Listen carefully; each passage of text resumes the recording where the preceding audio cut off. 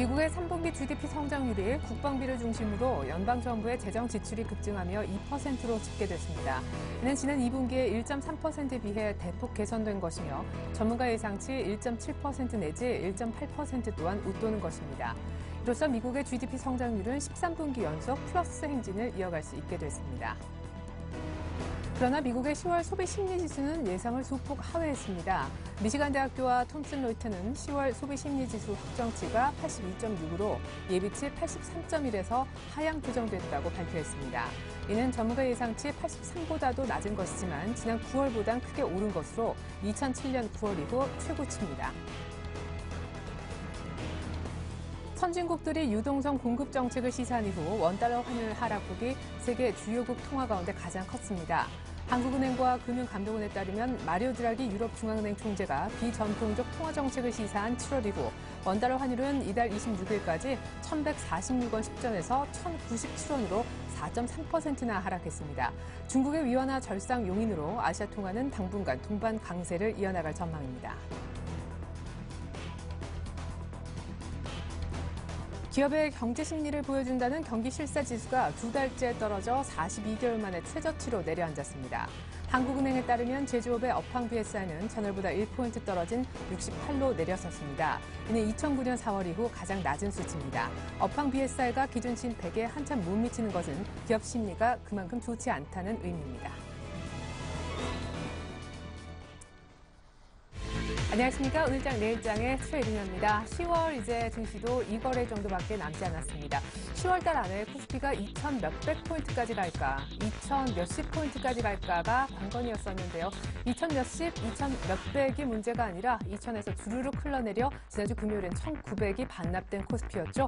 오늘 그래도 기술적 반등이나마 나오는 줄 알았는데 웬걸요. 조금 전부터 코스피는 하락 전환을, 코스닥은 두 달 만에 500선도 이탈하고 있습니다. 수급상 많이 깨어진 모습인데요. 자동차 3인방도 하락폭이 적지 않습니다. 자, 코스피 쪽부터 시황 흐름 체크해드립니다. 자, 외국인들이 오늘까지 무려 7일 연속 팔고 있습니다. 현재도 1,600억 정도 매도 우위 순매도로 잡히고 있고요.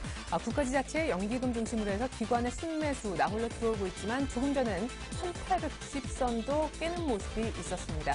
지금 낙폭은 조금밖에 되지 않지만 오늘 아침에 상승 전환했던 것에 비하면 조금은 안타까운 투자 심리를 보여주는 대목이라 하겠습니다. 이어서 코스닥 쪽으로 가보죠. 문제는 사실 코스닥인 것 같은데 오늘 외국인들이요.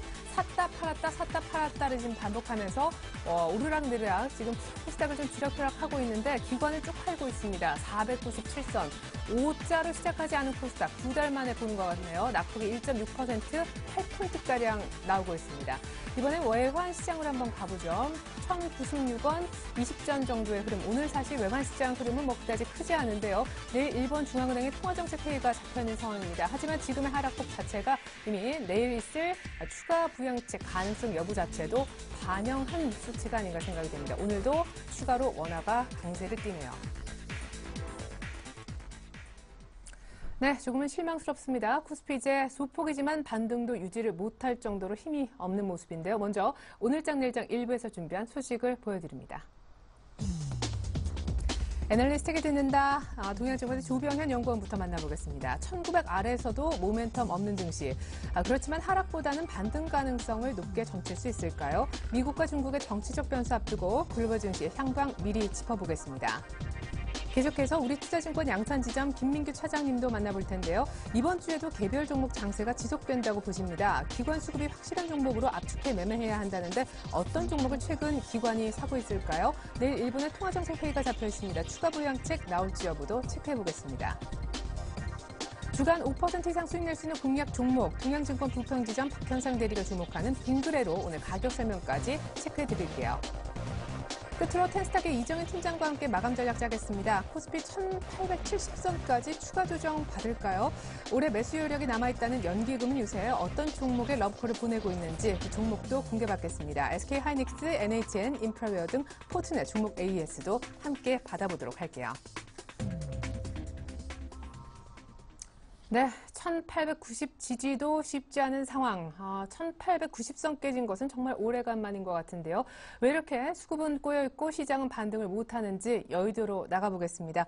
동양증권의 주병현 연구원부터 만나보죠. 안녕하세요. 예, 안녕하십니까. 네, 오늘 코스피의 하락 반전 그리고 코스닥의 500선 반납 조금 걱정스럽습니다. 월말 월초라 이번 주에는 글로벌리 굉장히 지표 발표가 중요하다고 하는데 반등 모멘텀이 지표 쪽에서 좀 나와줄까요? 예, 그렇습니다. 아무래도 시기가 월말 월초가 이번 주 안에 겹쳐 있는 관계로 지금 미국을 중심으로 해가지고 주요 경제 지표들의 발표 일정이 많이 예정되어 있는 게 사실입니다. 10월 중에 아무래도 국내 증시 조정 원인 중에서 가장 큰 비중을 차지했던 게 글로벌 경기에 대한 어떤 우려라는 측면에서 한번 보게 되면은 아무래도 이 지표들을 한번 꼼꼼히 따져볼 필요는 있을 것 같습니다.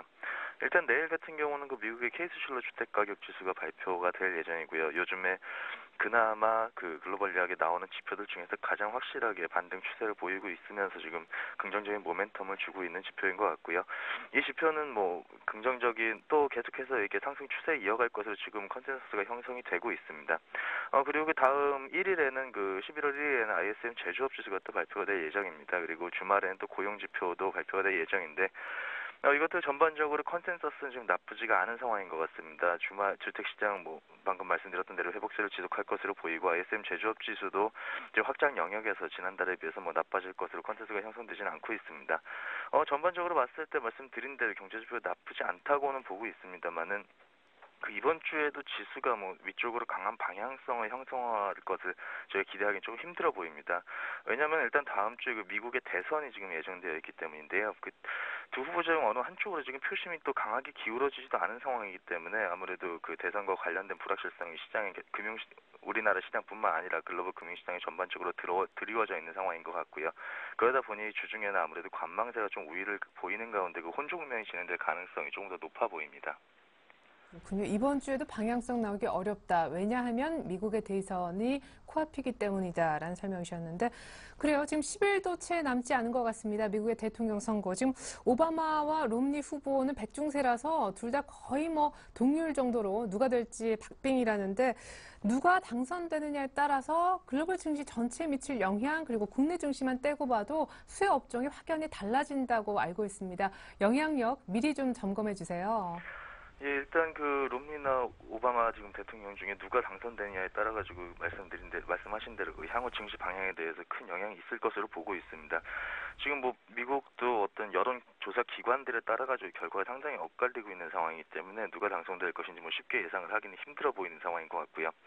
우선 간략하게 살펴보자면은 우선 오바마가 당선이 된다라는 가정을 하게 되면은 아무래도 이 재정 절벽과 관련된 논의가 난항을 겪을 가능성이 좀 보다 높아진다고 보고 있습니다.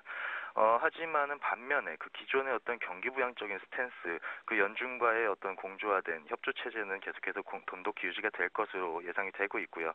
거기다 중국과의 어떤 대중 관계도 지금 원만하게 진행될 가능성이 좀 높기 때문에 오히려 신흥아시아 증시라든가 저희 쪽에서 봤을 때는 이쪽이 더 긍정적인 좀 모습이 아닌가라고 생각을 하고 있습니다. 반면에 롬니 후보가 지금 당선이 됐을 경우에는 재정 절벽에 대한 우려는 감소할 수 있을 가능성이 높다라고 보고 있습니다. 다만 중국에 대해서 아니면 대외적으로 상당히 강경한 발언들을 계속하고 있고 그런 노선을 보이고 있기 때문에 중국과의 관계 악화라든지 아니면 아시아 지역의 어떤 통화가치 상승 그러니까 환율 하락 같은 경우도 조금 더 심화될 가능성이 있습니다. 그렇기 때문에 오히려 롬니 후보가 당선이 될 경우에 국내 증시 입장에서는 조금은 바람직하지 않은 상황이 아닐까라고 판단을 하고 있습니다. 예, 그렇군요. 롬니 후보가 당선되면 그나마 좀 괜찮은 부분은 재정 절벽 부분의 우려가 해소될 수 있다라는 이 부분 정도이군요. 자, 코스닥이 오늘 좀 걱정스럽습니다. 코스피 쳐다보고 있다가 갑자기 또 이렇게 한꺼번에 빠르게 500선이 반납이 되고 있는데 코스피도 걱정인데 코스닥도 걱정. 이번 주에는 또 방향성도 안 나온다고 하셨잖아요. 마감 전략 부탁드릴게요. 예, 일단 이번 주도 여전히 답답한 마음이 계속 될 것 같긴 합니다. 하지만은 네. 현재 가격대라든지 밸류에이션 수준을 고려를 하게 되면은 증시는 일단은 추가 하락보다는 어느 정도 하방을 좀 다지는 하방을 모색하는 그런 움직임이 나타나는 가능성이 좀 더 높지 않을까라고 판단을 하고 있습니다. 일단 그 10월 초부터 저희 부담으로 작용했던 부분들이 그 미국 기업들의 또 실적 발표 같은 부분들이 있었는데 이런 부분들도 지금 어느 정도 마무리가 됐기 때문에 추가적인 어떤 부담이 형성될 만한 시점은 아닌 것 같습니다. 그렇기 때문에 뭐 추가적인 악재가 등장한다라는 것보다는 관망세 속에서 좀 수급에 따른 변동성이 좀 나타날 것이다라는 정도로 볼 수 있을 것 같고요. 앞에서 말씀드린 것처럼 그 미국 대선 이벤트의 결론 나기 전까지는 조금은 뭐 단기적인 개별 종목에 대한 어떤 관심들만을 좀 제한적으로 가져갈 필요가 있어 보입니다.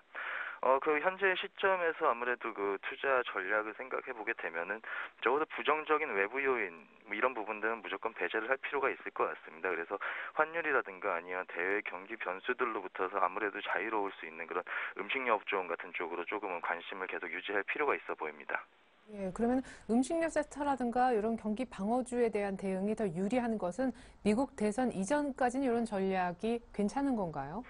예, 일단 미국 대선 이전까지는 이쪽에 대한 관심을 계속해서 유지할 필요가 있고요. 그 미국 대선 이후에는 어떤 뭐 환율이라든지 어떤 그 변화, 그 거시 환경의 변화에 따른 조금 더 전략을 다시 한번 생각해 볼 필요가 있을 것 같습니다. 만약에 그 오바마 대통령이 당선이 되면서 뭐 중국 환율이라든가 우리나라 환율 같은 경우들이 어느 정도 안정세를 되찾게 된다라고 하면은 그때는 지금 뭐 환율에 따라서 좀 많이 위축을 받았었던 수출주들 같은 경우가 일시적으로 좀 빠른 반등 추세를 보일 수도 있는 그런 가능성이 있기 때문에 그 당시의 상황을 보고 다시 한번 그 전략을 수립을 해봐야 될 것 같습니다. 네, 하지만 예, 미국 대선 이전까지는 아까 얘기하셨던 음식료 섹터 등 그런 방어주들이 저 수익률 측면에서 유리하겠다라는 얘기셨습니다. 동양증권의 조병현 연구원님 분석 들어봤습니다. 이번 주 전략까지 감사합니다. 예, 감사합니다.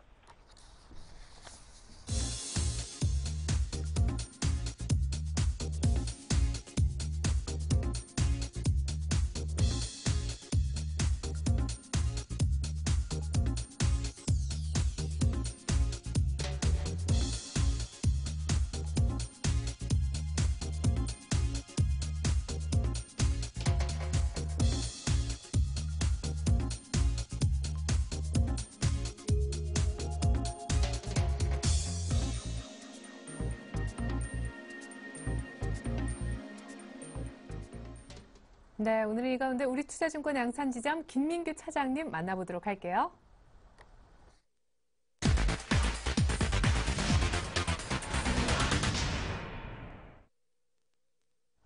네, 차장님 안녕하세요. 안녕하십니까? 네, 계속 강조하셨던 개별주 중심의 장세가 이번 주에도 계속될 거다 이런 메시지를 주신 것 같은데 덧붙여 대형주 매매하기보다 기관 수급이 확실한 역시 중소형주를 보자는 의견이시네요. 대형주는 미국 대선 이후에나 갈 수 있나요? 저번 주에도 일단 강조를 많이 드렸었는데요. 개별 종목 장세가 이번 주에도 저는 계속될 거라 생각을 하고 있습니다. 그렇기 때문에 낙폭이 과대된 대형주에 지금 매수를 한다는 거는 저는 반대를 하고 있고요. 보시다시피 이번 주에 뭐 여러 가지 일정이 많이 있습니다. 보시면 이번 주의 움직임은 역시 미국의 가장 큰 고민인 재정 절벽 문제와 대선의 불확실성, 그리고 미국의 주요 기업들의 실적이 역시 개별 종목 장세로 결국 움직임이 나올 수밖에 없는 상황인 거라고 보시면 될 것 같고요. 미국의 기업 실적이 계속 강조로 말씀드리는 것은 지금 뭐 한 60% 이상이 뭐 S&P 관련 기업들이 실적이 좋게 나오고 있지만 매출을 본다면 30% 정도라고 보시면 될 것 같습니다. 즉 실적이 정말 좋은 기업들은 30% 내외라고 보시면 될 것 같고요. 이번에 쭉 있을 뭐 포드, 화이자, GM, 마스터카드, 비자카드, 스타벅스 같은 주요 기업들의 실적 발표가 있지만 여전히 서프라이즈나 좋은 실적은 기대하기 힘든 상황이라고 보시면 될 것 같습니다. GDP 성장률 관련해서 이야기가 많이 있는데요. GDP 성장률이 2%를 찍었지만 내용을 보시면 연방정부 재정 지출이 크게 줄어든 덕분이지 이게 실질적으로 좋아서 좋게 나온 건 아니라고 보시면 될 것 같습니다. 그렇기 때문에 지금 뭐 이 상황이 계속적으로 저는 갈 거라고 생각을 하고 있고요. 다만 이제 유럽 쪽에서 문제를 해결하기 위한 여러 방안이 나오려고 하고 있는데 지금까지 잘 살펴보시면 결국 원론적인 입장 표면에만 그치는 모습을 보여주었습니다. 그런데 이번에 있을 31일에 있을 유로존 재무장관 화상회의에서 그리스 지원에 대한 논의가 있을 예정으로 있는데요. 여기서 뭐 극적인 제안이 나온다면 결국 시장은 당분간 이런 흐름으로 나오지 않는다면 이런 흐름으로 갈 가능성이 매우 높습니다. 즉 스페인과 이탈리아 채권 금리의 변화가 오지 않는다면 시장은 계속적으로 이런 방향으로 갈 수밖에 없는 상황으로 보시면 될 것 같고요. 또 다른 변수는 지금 일본의 10조 원 규모의 긴급 경기 부양책 관련 추진 관련해서 이야기가 나오고 있는데요. 일단 30일 날 BOJ의 양적 완화 움직임이 일단 중요할 것으로 일단 보여지고 있습니다. 오히려 확률적으로는 아주 낮지만 일단 지금 뭐 일본 정부의 정치권 대립으로 인해서 연말 예산이 집행되지 않을 경우에 일본의 재정정부 사태가 또 벌어질 수도 있는 상황이기 때문에 30일 날 그 BOJ 양적 완화는 움직임이 있을 것 같고요. 지금 이런 움직임이나 여러 가지 사항을 보시면 결론적으로 얘기한다면 아직까지는 조금 더 개별 종목 장세의 흐름이 좀 시장이 이어질 것이라고 생각이 들고 있습니다. 네, 그렇군요. 아니, 오늘도 보니까 가장 심각한 것이 부품주까지 포함해서 자동차주 쪽의 움직임이 많이 안 좋아지는데 시장도 그렇습니다만 이렇게 낙폭과대, 황당할 정도로 싸진 주가가 쉽게 반등을 못하는 이유, 뭐 시장이든 종목이든 안 되는 종목이 계속 안 되는 이유 어디 있다고 보십니까? 실적 때문인가요? 저는 일단 보시면요. 외국인이 시장을 빠져나가는 시장입니다. 예. 지금 환율이 보시면 환율이 지금 1,100원대에서 무너지면서 1,090원대를 향해서 가고 있는데요. 지금 상황으로 보시면 1,050원까지 저는 열려 있다고 크게 보면 열려 있다고 생각이 듭니다. 그런 상황에서 수출이 많이 움직임과 관련돼 있는 지수 대형 종목들을 보시면 취약할 수밖에 없는 구조로 갈 수밖에 없습니다. 이런 상황에서 외국인들이 매수를 하지 않는 지수 대형주, 뭐 자동차라든지 화학업종에 관련해서는 지금 뭐 많이 빠졌기 때문에 한번 들어가 보자 이런 마인드는 상당히 좀 안 좋은 마인드라고 생각이 들고요. 이런 마인드로 시장을 접근하기보다는 지금 말씀드렸다시피 소형주 그리고 기관들의 수급이 확실한 종목들에 대해서는 좀 공격적인 마인드를 조금 가져갈 필요가 충분히 있다고 생각이 듭니다. 예. 자, 그렇다면 기관 특별히 어떤 조치 얘기하시는 건지 한간에는 뭐 연기금이 사는 걸 보자 이런 더 조금 더 압축된 기관 투자자 얘기도 나오는데 기관이 최근 어떤 종목을 샀나요? 지금 보시면 이동통신주 관련해서 주가 흐름을 보실 수 있습니다. SK텔레콤이라든지 LG유플러스, KT, 스카이라이프, KMW, SK 브로드밴드 중에 일단 기관의 수급이 상당히 좋은데요. 아시다시피 미국 시장도 지금 이동통신주가 다른 업종에 비해서 주가가 빠지는 게 비율이 상당 부분 작습니다. 즉 낙폭이 작다는 말이죠. 지금 그러니까 경기 방어적인 의미를 가지고 있기 때문에 이런 종목에 대해서는 충분히 관심을 가질 필요가 있다고 생각이 들고요. 중국 관련주에 대해서는 지금 아시다시피 일단 중국이 공산당 대회가 8일 날 결과가 나옵니다. 그래서 이 결과에 대해서 지금 뭐 시장의 기대감은 가지고 있지만 지금 섣불리 매수할 필요는 전혀 없다고 생각하고요. 11월 달부터 접근하면 될 것이라고 생각을 하고 있습니다. 중국 관련해서는 여전히 제가 계속적으로 강조해드리고 있는 오스템 임플란트와 코스맥스 정도 보시면 될 것 같다고 생각이 들고요. 지금 이동통신주, 중국 관련주 그리고 전기전자 관련해서는 스마트폰 관련주 들의 주가 흐름이 좋기 때문에 이쪽으로 많이 가시는 거 좋을 거라고 생각이 들고요. 제가 저번에 계속 또 강조해드린 스마트폰 관련해서 LG 디스플레이 꼭 한번 봐줄 필요가 있다고 생각을 하고 있습니다. 네, 오늘 LG 디스플레이 정말 눈여겨 보여집니다. 우리 김민규 차장님이 보라 할 때 샀었으면 수익률이 엄청났을 것 같은데 오늘 지금 7% 넘게 8% 이렇게 52주 신고가를 치는데 LG 관련 고 IT 그룹주들 혹은 지주회사까지 흐름이 굉장히 괜찮거든요. 현대차 3인방하고 굉장히 대조됩니다. 이런 흐름 속에서 LG 디스플레이라든가 LG 그룹주들 지금 추가 매수에서도 수익이 좀 많이 날 수 있는지 궁금해요. 오늘 들어가도 됩니까? 저는 LG 디스플레이 같은 경우에는 오늘 들어가도 충분히 된다고 생각하고요. LG전자라든지 LG 관련해서는 차라리 지수가 내려갈 때 들어가는 게 좋다고 생각합니다. LG 이노텍은 들어가는 걸 일단 절대 반대하고 있습니다. 예, 이유를 좀 상세하게 설명해 주셨으면 좋겠어요. LG 이노텍을 반대하시는 이유, 그리고 LG전자는 지금 추가 매수가 조금 그렇지만, LG 디스플레이만큼은 오늘 이렇게 급등하는데도 따라 사도 된다라고 보시는 이유는요? LG 디스플레이 같은 경우는요, 지금 애플 관련해서 애플랑 매출이 상당 부분 늘어나고 있는 게 눈에 띄고 있고요. 지금 LCD하고 여러 가지 이야기가 있지만 수급이 정말 너무나 튼튼하게 받쳐줍니다. 지금 오늘 보시면 외국인이 일단 지금 시간 현재 47만 주 정도 들어가 있는 상태인데요. 과거의 흐름을 보시면 외국인들이 이렇게 좀 강력하게 매수한 때가 별로 없었습니다. 그런데 강력하게 매수할 때마다 주가가 레벨업을 했다는 그 주가 흐름을 보시면 아실 수 있는데요. 주봉상으로 보더라도 지금 저는 4만 원까지는 충분히 열려 있다고 생각이 들기 때문에 지금 들어가셔도 상당히 괜찮을 거라고 일단 생각이 들고요. 단기적 흐름이 아닌 장기적 흐름으로 조금 더 여유 있게 보시면 좋겠고요. 지금 LG 이노텍 같은 경우에는 지금 제가 생각할 때 안 좋은 점은 일단 지금 여러 가지 이야기가 나오고 있지만 수율이 좀 맞지 않는다는 부분이 여러 가지 나오고 있습니다. 아무래도 지금 LG G폰 같은 경우에도 얘기가 나오고 있는데요. 억지로 맞추고 있는 상황이라고 저는 알고 있고요. 기관의 수급이 아직까지 완전히 받쳐주지 않는 상황에서 거래량이 전혀 나오고 있지 않습니다. 그리고 차트 흐름 자체도 하방에 많이 초점이 맞춰져 있기 때문에 이런 주식은 더 빠지더라도 저는 쳐다볼 필요가 전혀 없다고 생각이 듭니다. 예, 그렇군요. 좋습니다. LG 디스플레이 정도면 조금 긴 호흡을 가질 수 있는 투자자라면 오늘 추격 매수도 괜찮다. 4만 원까지도 갈 수 있어 보인다. 목표가 제시까지 감사합니다. 그러면 IT 관련해서는 스마트폰 관련주 그리고 오늘 새롭게 이동통신 관련주를 얘기해 주셨고 아까 중국 관련 소비주도 오스템 임플란트 외 한 종목 언급을 들어봤는데요. 이렇게 해서 포트 끝인가요? 최근에 쉘가스도 좀 보자고 하셨잖아요.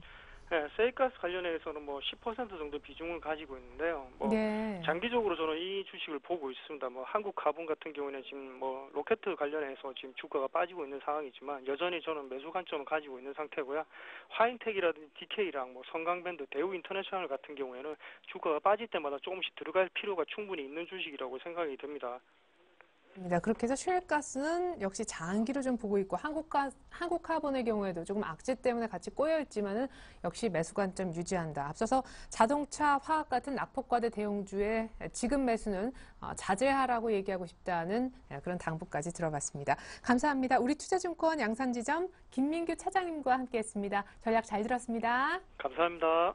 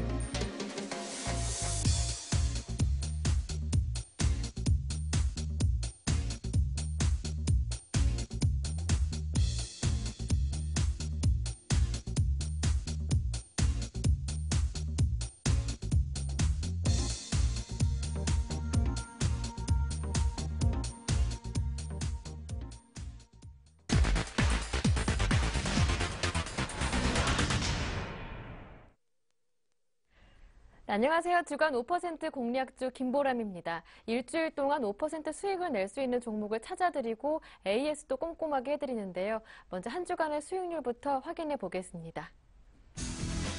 제닉과 우진플라임은 아쉽게도 5% 정도 손실입니다. 선진과 DS제강은 매수가 아직까지 도달하지 않았고요. 지난주 금요일 추천 종목이었던 한올바이오파마는 매수 가격 부근입니다.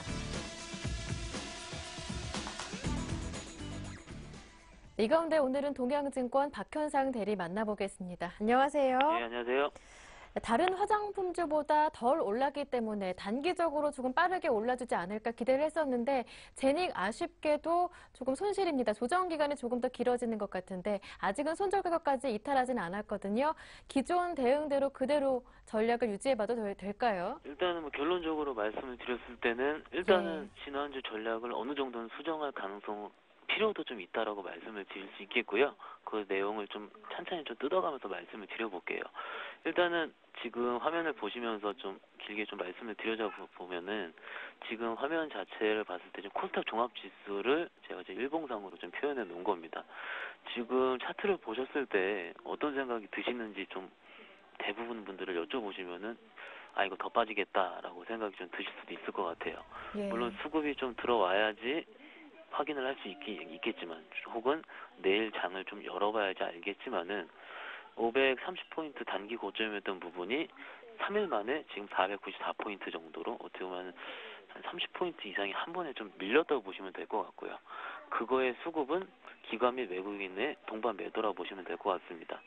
코스닥은 기본적으로 개인분들이 많이 판을 치는 시장이라고 말씀을 드릴 수가 있긴 한데 그래도 수익률을 내는 종목을 매매할 때는 기관 및 외국인이 매매를 하는 종목을 사야 된다라는 것은 어느 투자자분도 당연히 알고 계실 테고요. 오늘 뭐 제닉이 좀 빠져서 드리는 말씀이 아니고 기본적으로 마인드 자체를 시장이 무너져 버렸을 때 어떻게 판단을 해야 되는지부터 좀 말씀드려야 할 필요가 있다고 생각을 했습니다. 일단 코스닥 지수 차트 확인을 하셨고요. 최근 3일 동안에 기관 외국인이 동반 순매도를 했기 때문에 시장이 빠졌다. 혹은 종목들이 빠졌다. 그에 비해서 제닉 같은 경우는 좀 견고하게 유지를 하고 하고 있습니다. 60일 이평선이 지금 밑에서 좀 유지를 하고 있고요. 오늘도 55,800원 정도까지 이평선을 비지했다가 살짝이라도 좀 반등하는 모습을 보이고 있기 때문에 일반적인 시장 모습을 봤을 때는 일단은 61선 이탈선까지는 버텨보자라고 말씀을 드릴 수 있을 것 같아요. 하지만은 아까 차트를 보여드린 것처럼 시장이 어떻게 변할지를 모르기 때문에 리스크 관리는 해야 될 필요가 있다라고 말씀을 드릴 수가 있겠고요. 최근에 3일 동안의 시장을 봤을 때 실적이 나오는 종목들도 실적 발표 이후에 갑자기 10%, 11%대의 하락세를 보여주면서 코스닥 시장이 굉장히 무섭구나라고 여실히 보여주고 있는 시장인 것 같습니다. 일단은 이번 주까지 시장을 보면서 판단을 해야겠는데 제닉 같은 경우는 일단 오늘 지금도 조금 더 빠지네요. 55,500원인데요. 종가상으로 55,000원을 이탈 시에는 손절매 처리를 하겠고요. 아니면은 일단 보유하시면서 추가로 시장을 좀 버텨보는 전략까지 일단은 저번 주 전략까지 시장을 말씀을 드릴 수 있을 것 같아요. 일단은 그리고 지금 코스닥 투자자분들도 굉장히 좀 걱정을 많이 하시고 하실 텐데 일단 실전 투자를 하면서 최근 3일 동안 시장을 바라본 결과로는 일단은 기관 투자자들이 매도가 나서는 종목들은 그날 끝나진 않고 그 다음 날까지 좀 음봉을 크게 내면서 지금 시장을 좀 빠지고 있거든요. 만약에 수익권에 있는 코스닥 종목들이 계시다면은 일단은 전일 수급 자체가 기관 매수가 붙지 않는 것 같은 경우는 일정선에서 정리를 하셨다가 다시 들어가신 전략까지 같이 첨언을 해드릴 수가 있겠습니다. 이번 주 종목까지 좀 같이 말씀을 드릴 수가 있을 것 같아요. 이번 주 종목은 이 종목을 어떻게 잡아 많이 여쭤보실 텐데 빙그레입니다. 빙그레 아시다시피 가장 유명한 종목이죠. 빙그레 같은 경우는 일단은 아이스크림이라든지 여러 가공류 식품을 만드는 제조업체다 이렇게 말씀을 드릴 수가 있는데 일단은 최근에 좀 시장을 보셨을 때는 원가 상승을 반영하기 때문에 유제품 가격의 인상이 일단 올해 1분기부터 지금 계속이 되고 있어요. 그렇기 때문에 실수업 개선이 지금 계속될 전망이 있고요. 수출하는 부분에 있어서 아이스크림이라든지 스낵, 유제품 등의 고수익 상품을 중심으로 전년 대비해서 일단 한 50% 정도는 고성장을 예상을 하고 있습니다. 하지만 이런 좀 어떤 모멘텀적인 부분을 봤을 때 이미 빙그레 주가는 올해 1분기 50% 이상이 올라 있거든요. 그럼 과연 따라잡을 수 있을 것이라는 판단이 좀 드는데 그 같은 경우는 수급을 좀 보시면 확인할 수가 있으십니다. 지금 빙그레 수급 확인을 해볼 텐데요. 일단은 외국인들은 지금 며칠입니까? 지금 9월달부터 지금 하루 빼놓고 다 팔고 있고요. 하지만은 기관 투자가들이 지금 계속 투신해서 지금 매수세를 이어오고 있다까지 확인하실 수 있으실 거예요. 그렇게 된다면은 이 빙그레는 최근에 이틀 동안 오늘 빼놓고요. 지금 조정을 받고 있는데 여기서 투신 수급이 기관 수급이 다시 들어오게 된다면은 한 번 정도는 전 고점을 트라이할 수 있지 않을까라는 판단 자체가 모멘텀 플러스 어떻게 보면은 차트적으로 나올 수가 있을 거라고 생각이 좀 들고 있습니다. 그렇기 때문에 빙그레는 오늘 종가 기준으로 매수 추천을 드릴 수가 있겠고요. 목표가로는 전 고점 부근인 11만 5천 원, 손절가로는 좀 짧게 대응하겠습니다. 10만 원 부근으로 같이 제안을 시켜드릴 수가 있겠습니다. 네, 제닉부터 간단하게 정리를 해드리겠습니다. 시장 대비 견조한 흐름을 보여주고 있지만 시장 상황이 불확실성이 있기 때문에 예측하기는 조금 어려울 것 같습니다. 원래 손절 가격은 54,000원이었는데 오늘 종가로 55,000원을 이탈하게 된다면 손절하시라는 말씀 들어봤고요. 오늘의 관심 종목은 빙그레였는데요. 주가 부담스러운 상황일 수 있겠지만 기관의 수급이 다시 한번 들어와 준다면 전고점 최고 가격 부근인 115만 원까지도 11만 5천 원까지도 매수가 목표 가격 설정이 가능할 수 있겠습니다. 말씀 잘 들었습니다. 고맙습니다. 네, 감사합니다. 네, 지금까지 주간 5% 공략주 김보람이었습니다.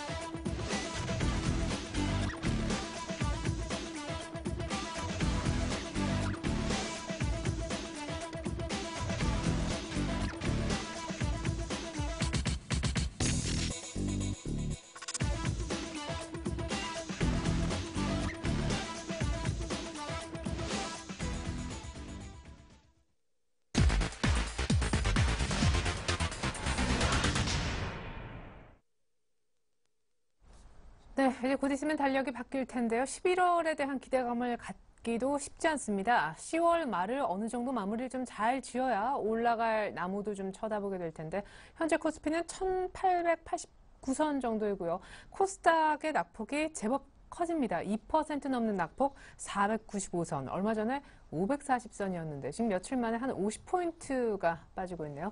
자, 다시 한번 마감 전략을 짜볼 필요가 있겠습니다. 텐스탁의 이정현 팀장님 모시겠습니다. 안녕하세요. 안녕하세요. 네.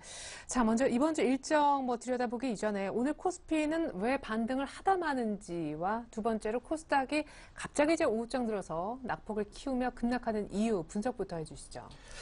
일단 코스피, 코스닥 오늘 이렇게 좋은 흐름 보여주지 않고 있습니다. 뭐 이유인 즉슨 일단 우선 일단 미국 대선이 거의 이제 다음 주 초로 이제 와 있죠. 이를 봤을 때 일단 미국 이제 투자자분들의 일단 투심이 많이 지금 현재 관망세로 지금 들어가고 있는 것으로 보이고요. 그것 때문에 일단은 좀 매도세가 좀 많이 나오는 것 같고, 특히 오늘 외국인 매도가 좀 심한데, 일단 코스닥 쪽에서도 많이 심한 모습 보여주고 있습니다. 일단은 그래도 제가 생각하기에는 현재 주가대 많이 바닥에 있기 때문에 그래도 1900선 이하에서는 그래도 꾸준하게 기관은 매수가 들어올 것으로 보이고 있고, 외국인들은 일단 3분기 기업 실적 시즌이 마무리가 되고, 일단 다음 달 초나 이제 다음 달 후반쯤에 일단 뭐 정책 이양에 대해서 많은 것이 정리가 된다면은 일단 다시 이제 투자 심리가 돌아올 가능성이 있기 때문에 뭐 일단은 지금 현재로서는 일단 미국 쪽에 미국 쪽, 중국 쪽, 뭐 이렇게 해서 정치적 이슈가 지금 아직 불안정한 상태이기 때문에 그래서 이제 추가 상승은 조금 힘든 것 같고, 그래서 지금 현재 또 미국 투자 심리 자체가 지금 어떤 종목을 들어가야 할지 그래도 뭐 아직 정리를 하지 못한 상태로 보입니다. 그렇기 때문에 현재 장세에서는 그래도 추가 상승보다는 그래도 좀 조정을 유지하고 조정세 혹은 이제 박스권에서 움직임이 이어질 것으로 보고 있습니다. 예, 그러면 추가 지금 당장 반등 얘기보다 약간 더 밀릴 것 같다라고 얘기하셨는데 우리가 QE3 하기 직전은 1950이었었고 그 전에 가장 낮았던 포인트가 차트상 보니까 9월 초반에 1970선 정도였던 것 같습니다. 70선 초반, 지금 한 89선 정도인데 요 정도까지는 더 밀릴까요? 추가 하락한다면 어느 정도까지 열어둬야 됩니까? 제가 지금 봤을 때는 일단 처음에 1차 지지선인 1900선대가 그래도 좀 견조하게 그래도 지켜주는 모습 보여주고 있었는데 금일 또 외국인 매도가 좀 많이 나오면서 좀 1880대로 지금 내려와 있는데 네. 제 개인적인 생각으로는 그래도 1870선까지는 그래도 봐야 되지 않을까 하는 것이 제 생각입니다. 뭐 방금 전에도 말씀드렸듯이 뭐 일단 미국 실적 관련해서도 마무리되고 있는 상태이고요. 일단 뭐 추가적인 뭐 충격 가능성은 있겠지만 그래도 1970선에서는 지켜줄 것이라고 보고 있습니다. 뭐 일단 게다가 또 미국 경제 지표조차도 지금 개선세가 지금 보이고 있고요. 뭐 또 방금 전에 또 말씀드렸듯이 뭐 미국, 중국 뭐 정권 이용 완료되면은 일단 정치적 불확실성 사라지게 되기 때문에 뭐 일단 1970선 이하로는 보지 않으셔도 뭐 무방할 것 같습니다. 네, 더 빠진다고 해도 한 20포인트 정도만 아래쪽일 거다. 그 이후로는 어쨌든 좀 돌릴 거다 이런 얘기 하셨는데 잠시 후에 그런 돌릴 수 있을 만한 모멘텀이 어디에서 나올 수 있을지 그거 얘기를 좀 들어보겠습니다. 그 얘기를 듣기 이전에 일단 급한 게 지금 또 코스닥이에요. 코스닥은 안 보면 오후장에서 요즘 계속 무너지거든요. 한 이 정도에서 근데 계속 빠져서 코스닥이 앞으로 더 빠질까 봐 사실 이게 좀 걱정스럽습니다. 네, 맞습니다. 하지만 그래도 지금 현재 코스닥 너무 많이 빠졌죠. 지금 가격대가 지금 말도 안 되는 것처럼 보이는데요. 일단은 지금 많은 얘기가 나오고 있습니다. 뭐 대형주이냐, 낙폭 과대 대형주냐, 아니면 중소형주가 계속 이어질 것인가. 그것에 대해서 많은 레포트가 나오고 있는데요. 일단 저는 솔직히 말씀드려서 지금은 일단 뭐 중소형주를 봐라, 뭐 코스닥 종목을 다시 봐야 된다, 뭐 이런 말보다는 일단은 나중에 말씀드리겠지만 연기금이 지금 매수 중인 종목을 위주로 봐야 된다고, 그렇게 개별 종목 위주로 봐야 된다고 보고 있습니다. 예, 아니 그러면은 오늘 같은 날 사실 연기금은 지금 코스닥에 있는 종목 다 팔고 외국인 기관 그 어느 주체도 사지 않는데 코스닥에 있는 종목들이 괜찮다 하는 시절은 끝났다고 봐야 됩니까? 솔직히 말씀드려서 저의 의견은 솔직히 중소형주가 아직 이어질 것으로 보고 있었습니다. 그러나 지금 현재 장세로 봤을 때는, 그때 제 생각이 좀 틀렸던 것으로 보고 있습니다. 뭐 일단 지금 현재 보면 낙폭 과대된 대형주 위주로, 그리고 또 IT 위주로, 지금 연기금 또한 지금 매수를 재편하고 있고요. 이런 점을 봤을 때는 지금 아직은 지금 상황에서는 그래도 중소형주를 뭐 위주로 찾기보다는 그래도 낙폭 과대된 대형주라든가 뭐 이런 종목을 위주로 그래서 실적이 많이 지금 보장이 된 종목들 위주로 그래도 들어가는 것이 그래도 좀 안전한 투자 대안이 될 수 있지 않을까 하는 것이 제 생각입니다. 예, 그래요. 원래는 이제 중소형주가 더 간다라는 뷰를 갖고 계셨었는데 이제 보니까 낙폭과대 지금 굳이 살려면은 차라리 낙폭과대 대형주 중에서 연기금이 좀 매수가 들어온 종목이 낫겠다라고 하셨습니다. 자, 그러면은 정리를 해야 될게요. 중소형주가 또 좋다라고 본 관점도 꽤 오래셨었잖아요. 그래서 중간 어둠에쯤 들어가셨던 분, 지금 중소형주를 갖고 계신 분, 특별히 거의 고점에서 사신 분. 이제 이렇게 되면 또 물린 투자자가 속출한단 말이죠. 예, 어떡합니까, 이거? 예, 일단 뭐 중소형주 지금 좀 안타깝습니다. 지금 현재 그 중소형주 강세라는 뭐 많은 레포트들 들어보셨고, 뭐 저 또한 그렇게 말씀을 드렸기 때문에 많이 지금 매수 들어가서 맞아 매수 단가가 매우 높으신 분들 많을 겁니다. 뭐 그런데 또 오늘 장만 봐도 그래도 관련 제가 말씀드린 종목만 해도 지금 많이 좀 낙폭을 키우고 있는데 일단은 제 생각으로는 조금 뼈 아프지만 그래도 조금 지금 좀 정리를 하고 그래 다시 낙폭 과대된 대형주로 좀 갈아타시는 게 그나마 좀 낙폭을 덜 키울 수 있지 않나 하는 것이 제 생각입니다. 네, 알겠습니다. 뭐 투자에 이제 도움을 드렸던 것이 환경 변화로 인해서 좀 죄송스럽지만 전략도 우리 팀장님도 바뀌셨대요. 그러니까 중소형주는 안타깝지만 그래도 손절하고 갈아타는 게 낫지 않나 이렇게 솔직한 얘기를 또 해주셨습니다. 자, 그러면 갈아탔는데 대형주가 갈 수 있게끔 좋은 이제 일정들이나 변수들이 이번 주에 있는지 이번 주 일정 좀 보죠. 이번 주에는 뭐 지표 일정도 봐야 되고 살펴야 될 게 꽤 있다면서요. 예, 일단 이번 주 글로벌 이슈부터 먼저 정리를 해드리겠습니다. 일단 10월 29일이죠. 오늘은 이제 미국에서 개인 소득과 개인 지출이 발표가 되고 또 한국에서는 10월 기업 경기 조사가 발표가 됩니다. 그리고 10월 30일에는 S&P 주택 가격 지수가 발표가 되고 또 컨퍼런스 보드 소비자 신뢰 지수가 발표가 됩니다. 그리고 10월 31일에는 유로존에서 그리스 추가 개혁에 관련해서 재무장관 회의가 있을 예정이고요. 일단 11월 1일이죠. 1일에는 이제 ISM 제조업 지수와 함께 고용 지표가 나올 예정이고, 또 12월 2일에는 일단 실업률과 비농업 신규 고용 관련된 지표들이 발표가 됩니다. 일단 이를 봤을 때 일단 금주 국내 증시는 일단 어느 정도 이제 조정과 반등 이제 이어질 거로 보이고 있는데요. 일단 글로벌 이제 경기 둔화로 인해서 이제 수요 위축도 한몫을 했고, 그래서 워낙 강세가 지금 또 많이 이슈가 됐죠. 지금 그로 인해서 지금 수출 기업들의 수익성 악화가 지금 그런 우려가 지금 투자 심리를 압박하고 있습니다. 일단 지금 현재 좀 환율이 1,100원 선을 좀 하향 이탈한 상태이기 때문에 그래도 지난 주말에도 보실 수 있듯이 그 낙폭을 크게 키운 바 있습니다. 하지만 저는 아까도 말씀드렸듯이 현재 글로벌 증시 지금 바닥권에 있다고 보고 있고요. 대선이며 현재 지금 새로운 이슈들로 인해서 어제 장이 불안한 상태이긴 합니다. 그래도 주요 국가들 이제 주가 수준 봤을 때 이제 최근 몇 년을 이제 지켜봤을 때 이제 바닥권에 있으면 분명 알 수 있고요. 이를 봤을 때 이제 조만간 글로벌 증시 이제 강하진 않겠지만 반등 시작할 수 있는 구간 오지 않았나 하는 것이 제 판단입니다. 예. 그렇군요. 일단 중소형주는 죄송스럽지만 이제 그만 낙폭과대 대형주를 보자 하는 이유는 더 빠르게 수익이 날 거다 보는 이유는 밀려봤자 한 1870이고 그 이후에는 코스피가 갈 가능성이 코스닥보다 높기 때문이다 이런 얘기셨는데요. 어떤 분들은 미국 대선 치르고 나서 적어도 이제 11월 6일 이후에 뭔가 환율 이런 흐름이 다 바뀔 수 있어서 대형주를 보려면은 그때 차라리 보는 게 낫다고. 지금 소위 어차피 물려 계신 분들은 어차피 손절하고 가는 건데 한 11월 6일 정도 큰 흐름이 바뀔 수도 있다는데 그때 차라리 교체하더라도 그때 들어가는 게 낫지 않아요? 지금 현재 주가를 보시면 아실 겁니다. 지금 현재 낙폭을 좀 견딜 수 있으신 분이라면 만약 매수 단가가 낮다면 충분히 견디실 수 있겠죠. 그래도 지금 현재 HTS상 계좌에 지금 수익률을 봤을 때 과연 견디실 수 있을지 제가 의문이고요.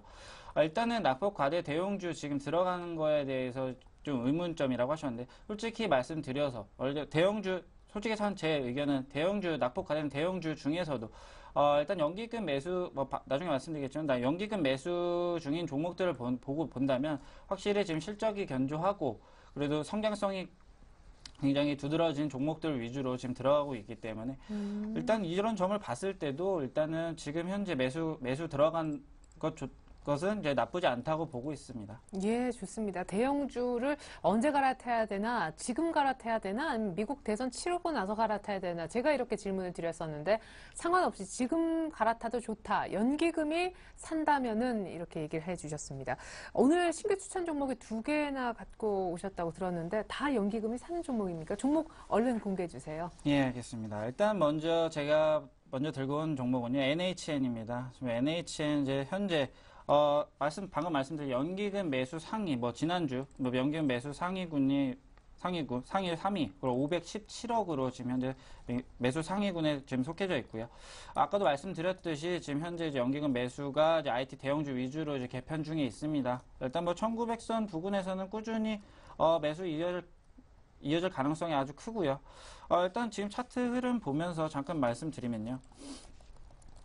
일단은 지금 현재 가격대 지금 8월 초였죠. 8월 초에 이렇게 조정을 받고 이렇게 조금씩 짧게씩 이렇게 완만하게 상승하다가 이제 급격하게 조정받고 또 완만하게 상승하는 모습 보여주고 있습니다. 지금 현재 가격대에서 지금 전 저점으로 지금 25만 원대 가격대에 지금 있는데 지금 충분히 지금 상승 여력이 있다고 보고 있고요. 일단 지금 추가적으로 또 말씀드리고 싶은 것이 일단 일단 카카오톡 관련해서도 지난번에도 말씀드렸듯이 카카오톡 이번에 첫 흑자를 기록했죠. 이런 것을 봤을 때 일단 NHN이 지금 진행 중인 라인 역시 그 성장성 또한 무시할 수 없다고 전 보고 있습니다. 일단 그렇기 때문에 일단 NHN 현재 오늘 종가 가격으로 매수 들어가시고요.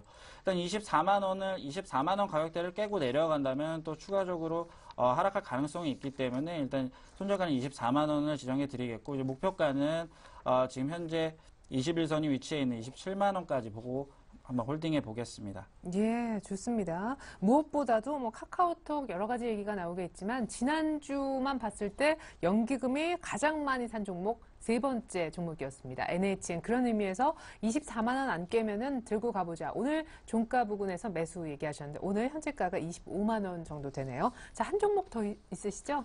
예, 일단 다음 종목은 인프라웨어입니다. 인프라웨어 지난번에 좀 많은 슬픔을 안겨준 종목이었는데요.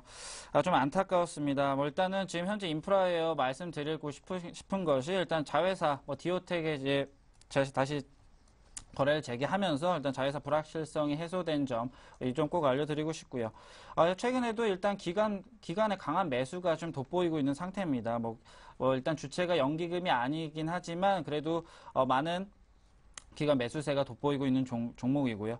게다가 이제 실적이 굉장히 견조한 움직임을 보여주고 있습니다. 그때 당시에 추천드릴 때 당시에 좀 안타깝게도 갤럭시 S3에 관련된 실적이 일단 반영이 되지 않은 문제로 인해서 좀 주가도 하락하는 모습 보여줬었는데요. 일단 이번 3분기, 일단 4분기까지 일단 갤럭시 S3는 이제 기타 제품들에 대한 이제 실적이 이제 반영이 됩니다. 이를 봤을 때 4분기까지도 이 실적 견조한 상태가 이어질 것으로 보이고 있고요. 일단 봤을 때 차트 한번 보고 가시면, 네. 예, 지금 비교적 이제 이 인프라웨어라는 종목이 실적 발표가 굉장히 늦은 편입니다. 이런 걸 봤을 때 일단 11월 말 혹은 중순까지 그래도 실적 발표가 있을 때까지 홀딩해도 무방할 것으로 보이고요.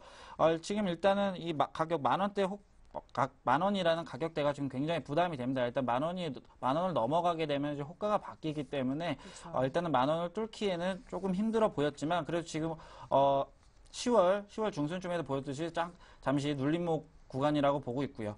일단 이런 종목 봤을 때 현재 실적도 견조하고 지금 계속 기관의 매수세가 들어오고 있는 모습 보면 일단은 계속 지금 오늘 종가에 매수 들어가셔서 지금 굉장히 가격대도 괜찮고요. 일단 9,000원 가격대 밑이라면 굉장히 매수 유용한 구간이라고 볼 수 있습니다.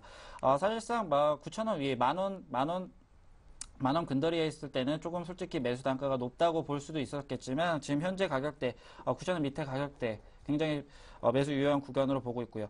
지금 일단 지정이들이 8,920원. 만약에 지금 이대로 종가 끝낸다면 이대로 일단 들어가셔도 될 것 같고, 일단 손절가는 8,500원 짧게 잡겠습니다. 8,500원 선으로 지정을 하고, 그래도 일단 11,000원 선까지는 제가 보고 있는데, 일단 1차적으로 지금 현재에서는 1차적으로 10,000원 보겠고요. 1차 10,000원을 뚫는다면 11,000원까지는 금방 갈 수 있을 것으로 보고 있습니다. 일단은 종목 실적 면에서는 무리 없고 수급 상황도 좋으니 일단은 인프라예요. 일단 홀딩 하셔서 수익 보셨으면 좋겠습니다. 네, 9,000원 이하에서 한번 잡아봤으면이라고 하셨고 1차 목표가는 일단은 10,000원, 2차가 11,000원이라고 얘기해 주셨습니다. 역시 연기금의 매수가 좀 들어가고 있는 그런 종목이었습니다. NHN 인프라 외에도 기존에 쥐고 계셨던 홀딩 종목들은 어떤 것들이 있었을까요? 기존 포트 열어보겠습니다. 자, 우리 이정현 팀장님의 포트예요. 하이닉스가 20%, 멜파스, 이오테크닉스, 인터플렉스, 멜파스가 15%, 이오테크닉스와 인터플렉스는 10%씩 들어있었는데 전부 다 IT였습니다. 부품주가 3개. 자, 수익률을 볼게요. 오늘 낮 12시 기준 뽑아보니까 자, 하이닉스 빼고 IT 부품주가 전부 다 수익이 안 좋습니다. 하지만 이오테크닉스는 마이너스 8%까지 떨어지다가 지금은 약보합으로 낙폭을 거의 다 줄여놓은 상황인데 그래도 파실 건지 혹은 지금 시점에서 의견이 바뀌셨는지 궁금합니다. 우선 하이닉스 축하드릴게요. 수익도 지난주보다도 많이 좋아졌어요. 예, 일단 하이닉스 한번 차트 한번 보시면요. 지금 현재 200일선 부근에 위치하고 있는데, 금요일도 이제 외국인과 이제 기관 매수세가 굉장히 돋보입니다. 지금 현재 PC 디램 관련해서 후발 업체 관련해서 게다가 또 3분기, 4분기 실적 굉장히 호재가 많이 터지고 있습니다. 그걸 반영하듯이 지금 SK 하이닉스 지금 기관 수급, 외국인 수급 많이 들어와주고 있는 모습 보이고요. 이런 점을 봤을 때 일단 강력 홀딩 의견을 드리겠고요. 일단 멜파스 일단 다음 넘어가서 말씀드리겠는데요. 금일 일단 IT 부품 관련주 굉장히 많이 지금 빠지고 있죠. 일단은 손절가 터치한 상황이기 때문에 일단은 투자에 대해서 객관성을 지키기 위해서 일단은 손절가 터치한 관계로 일단 전량 매도 사인 드리겠고요. 예, 그리고 이오테크닉스 넘어가겠는데요. 예, 이제 오늘 사실 낙폭이 굉장히 깊은 줄 알았는데 지금 상승 전환까지 마이너스 8%로 떨어졌다가 네. 지금 움직임 굉장히 좋은데요. 지금 밑꼬리 길게 달았는데 솔직히 오늘 오전장까지로 봤을 때는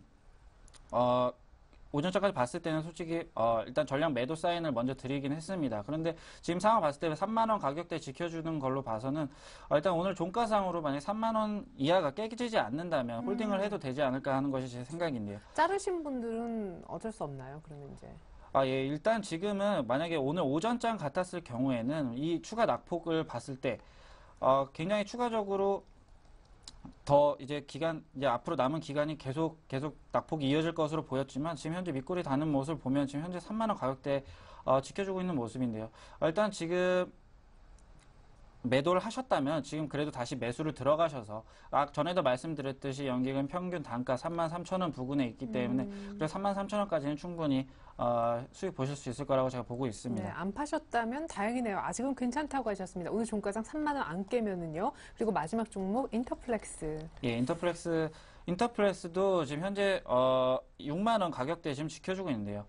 다행히 그래도 인터플렉스 지금 6만원 가격대 지켜주는 선에서 지금 만약에 오늘 종가상으로 6만원이 깨지지 않는다면 더 홀딩해도 무방할 것으로 보고 있습니다. 지금 최근 한 5거래일 동안 지금 10월 중순쯤에 이 두 번의 큰 상승폭에 대해서 지금 좀 매물이 다시 그만큼에 다시 나오고 있는 것 같은데 그래도 지금 현재 6만원 가격대를 지켜준다면 인터플렉스 수익 보는 데는 문제가 없을 것으로 보고 있습니다. 네, 좋습니다. 결국 인터플렉스는 6만원이, 이오테크닉스는 3만원이 오늘 좀 주의해서 지켜보셔야 될 가격인 것 같습니다. 완성된 포트 끝으로 보여드립니다.